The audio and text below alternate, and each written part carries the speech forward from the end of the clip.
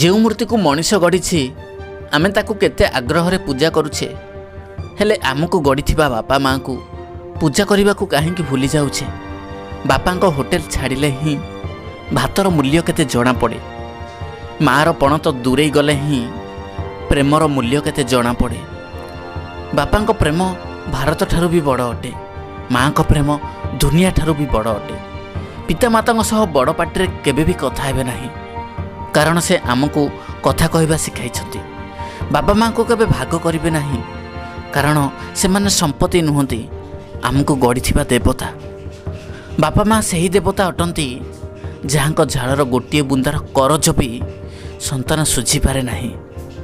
ଏ ଦୁନିଆରେ ବାପା ମାଆଙ୍କ ଛଡ଼ା କେହି ତୁମର ନିଜର ନୁହନ୍ତି। ସମସ୍ତେ କେବଳ ସ୍ୱାର୍ଥ ପାଇଁ ହିଁ ସମ୍ପର୍କ ଗଢ଼ିଥାନ୍ତି।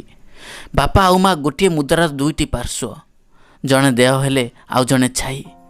ମା ବିନା ଘର ଅନ୍ଧାର, ବାପାଙ୍କ ବିନା ପୁରା ଦୁନିଆ ଅନ୍ଧାର।